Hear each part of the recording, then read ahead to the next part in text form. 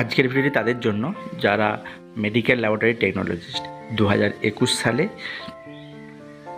যে lab technician অর্থাৎ MT lab various পোস্টে আবেদন করেছিলে তাদের ইন্টারভিউ প্রসেস কবে থেকে শুরু হবে এবং তাদের স্ট্যাটাস রিপোর্টটা চেক করার পরে যাদের সাকসেসফুল হয়েছে তারা কিভাবে প্রিপারেশন নেওয়া শুরু করবে এবং যাদের রিজেক্ট হয়েছে তারা কোথায় যোগাযোগ করবে এবং সেই সংক্রান্ত আরও আপডেট ইন্টারভিউর কোয়েশ্চেন এই খুঁটিনাটি নিয়ে আজকের ভিডিওতে আলোচনা করব। তা দর্শক বন্ধুগণ আর দেরি না করে অবশ্যই ভিডিওটি প্রথম থেকে শেষ পর্যন্ত দেখতে থাকুন। হাই দর্শক বন্ধুগণ, এমএলটি পাঠশালার পক্ষ থেকে তোমাদের সকলকে স্বাগত জানিয়ে আজকে তোমাদের এইচআরবি অর্থাৎ হেলথ রিক্রুটমেন্ট বোর্ডের যে লেটেস্ট আপডেটটি আছে সেটি নিয়ে আলোচনা করব। 2021 সালে এমটি ল্যাব ভেরিয়াসের যে রিক্রুটমেন্ট প্রসেসটি আটকে ছিল বিভিন্ন আইনি জটিলতার কারণে, তো সেই প্রসেসটি আবার চালু হয়েছে। তো সেখানে ডকুমেন্ট ভেরিফিকেশান প্রক্রিয়াটি চলছিল, আমরা আগে থেকে অনেক দিন আগেই খবর পেয়েছি।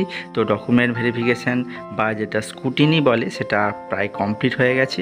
এরপরে আমাদের স্ট্যাটাস রিপোর্ট আমরা যদি WBHRBর ওয়েবসাইটে গিয়ে দেখি আমরা সেখান থেকে স্ট্যাটাস রিপোর্টটা চেক করে নিতে পারবো। সেই WBHRB স্ট্যাটাস রিপোর্টটা কীভাবে চেক করবে সেই সংক্রান্ত আগে ভিডিও বানিয়েছি, আমি ডেসক্রিপশান বক্সে লিঙ্ক দিয়ে দেবো, সেখান থেকে তোমরা দেখে নিও।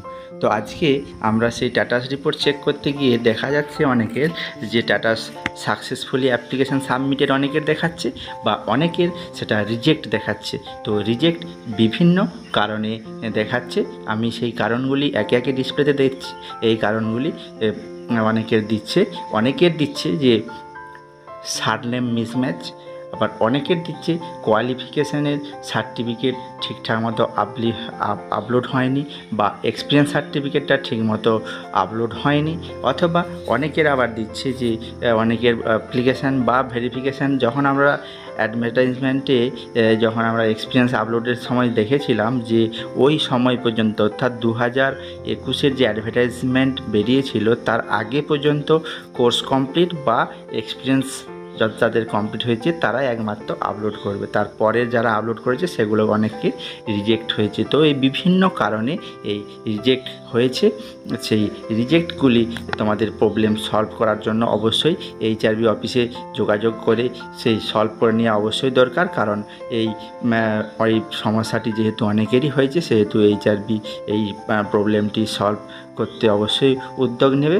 তো আশা করি তোমরা সকলেই খুব শীঘ্রই এইচআরবি অফিসে গিয়ে এই সংক্রান্ত সমস্ত আপডেট বা যে সমস্ত তোমাদের ত্রুটি বিচ্যুতিগুলি রয়েছে সেগুলি তোমরা মিটিয়ে ফেলতে পারবে।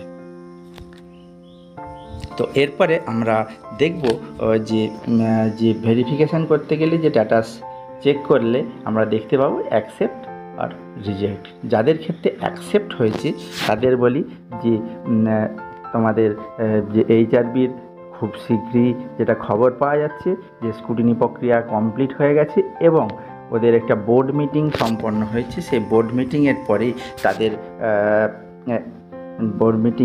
একটা নোটিফিকেশান খুব তাড়াতাড়ি আসতে চলেছে, যার বর্ণায় ইন্টারভিউ শুরু হয়ে যাওয়ার একটা প্রচেষ্টা রয়েছে, যেটা জুলাই বা আগস্টের দিকে হয়তোবা ইন্টারভিউ প্রক্রিয়া শুরু হয়ে যেতে পারে।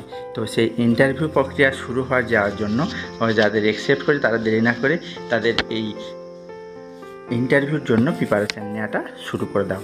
কারণ কি, আমাদের যে WBHRBটা যেহেতু রিক্রুটমেন্ট প্রসিডিওরটা ইন্টারভিউ বেসড এবং কোয়ালিফিকেশানের উপরে হয়, সেহেতু ইন্টারভিউটা খুবই গুরুত্বপূর্ণ। কারণ ইন্টারভিউতে রয়েছে 15টা নাম্বার, সে 15 নাম্বারটা যে যত বেশি স্কোর করতে পারবে সে তত আগে এগিয়ে যেতে পারবে, যার ফলে প্রিপারেশান নেওয়াটা খুবই জরুরি। তো সেক্ষেত্রে তারা প্রিপারেশান নেওয়া। আর যাদের ক্ষেত্রে রিজেক্ট হয়েছে, রিজেক্টের কারণগুলি আমি একে একে দেখালাম তোমাদের ডিসপ্লেতে। বিভিন্ন কারণে তারা তাদের যথাযথ প্রমাণ সহকারে এইচআরবির অফিসে গিয়ে যোগাযোগ করো অতি সত্বর গিয়ে যোগাযোগ করলে তোমাদের এই আশা করি প্রবলেমটা সলভ হয়ে যাবে। এরপরে সেই যেহেতু প্রবলেমটা সলভ করে নেওয়ার পরে তোমরা প্রিপারেশান নেওয়া শুরু করে দাও, কারণ আশা করা যায় খুব তাড়াতাড়ি ইন্টারভিউ প্রক্রিয়া শুরু হবে।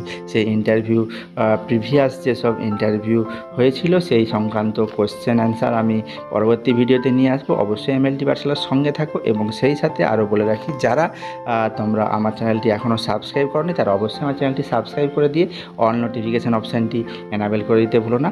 এই এইচআরবি সংক্রান্ত বা আমাদের এই প্যারামেডিক্যালের যে কোনো রিক্রুটমেন্ট সংক্রান্ত সমস্ত আপডেট যাতে তোমরা সহজেই পেয়ে যেতে পারো। তো বন্ধুরা, তোমরা অবশ্যই এমএলটি পাঠশালার সঙ্গে থাকো। ধন্যবাদ।